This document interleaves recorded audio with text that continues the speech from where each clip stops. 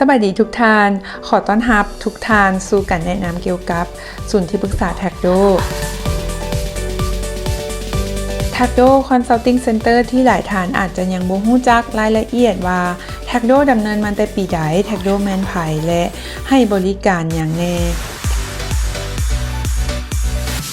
Tagdo TACDO ย่อมาจาก Training and Consulting Development Organization สั่งตั้งขึ้นในปี 2000 โดยท่านคำพัฒน์หูล้มสัญชาติลาว 100% ซึ่งมีวิสัยทัศน์เพื่อสร้างสังคมแห่งการเรียนรู้และมีความก้าวหน้าเท่าเทียมกันและมีภารกิจเต้าโฮมเอาบรรดานักวิชาการทุกๆระดับชั้นคนและทุกๆเชื้อชาติในสังคมเพื่อสร้างให้มีการถ่ายทอดความรู้และทักษะให้แพร่หลายนำใช้เทคโนโลยีสมัยใหม่ให้เป็นที่ยอมรับซึ่งเบื้องต้นมีที่ปรึกษามาจากประเทศต่างๆเช่นประเทศออสเตรเลียประเทศไทยฟิลิปปินส์และอังกฤษTagdo เป็นบริษัทเอกชนให้การดำเนินธุรกิจให้บริการด้านคำปรึกษาให้การฝึกอบรมซึ่งเน้นใส่ด้าน soft skill ให้บริการเปิดฝึกอบรมทั่วไปและจัดเฉพาะให้กับองค์กรต่างๆเช่นทั้งภาคธุรกิจองค์การช่วยเหลือโครงการต่างๆดังลุ่มนี้การบินลาวไฟฟ้าลาวลาวสกายเวย์ธนาคารแห่งสปป.ลาวธนาคารโลกธนาคาร ADB ธนาคารการค้าไฟฟ้าน้ำเทิน2ภูเมียไมนิ่งบริษัทร้านสร้างมินิโลนและหลากหลายบริษัททั้งลาวและทางต่างประเทศ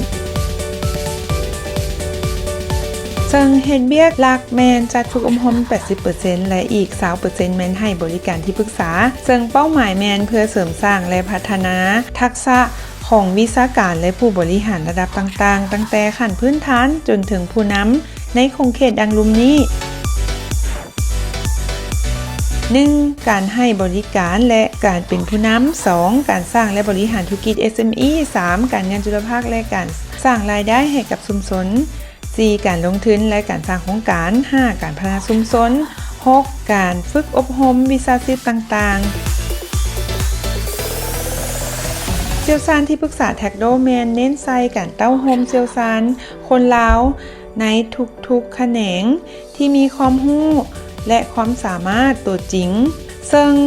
มาจากหลากหลายภาคส่วนเช่นภาคเอกชนภาครัฐบาลภาคพัฒนาชุมชนและอื่นๆนอกจากเชี่ยวชาญทางภายในแล้วก็ยังมีทีมงานที่ปรึกษาจากภายนอกเช่นไทยฟิลิปปินส์ออสเตรเลียมาร่วมทีมตามหน้าเวียกที่เหมาะสมพวกเขาสืบต่อพัฒนาหลักสูตรและการบริการที่ปรึกษาที่แทนเหมาะกับผู้เข้าร่วมและลูกค้าโดยบ่หยุดยั้งตลอดมา Tagdo นำใช้สโลแกนที่ว่า Tagdo ซอยเวียกของทานให้ง่ายขึ้นทานที่สนใจรายละเอียดกันจัดฝึกอบรมหรือท่านต้องการปรึกษาเกี่ยวกับการเฮ็ดธุรกิจต่างๆเชิญติดต่อตามที่อยู่ด้านลุ่มนี้หวังอย่างยิ่งว่า Tagdo จะเป็นส่วนหนึ่งของเวียกงานทานขอขอบใจ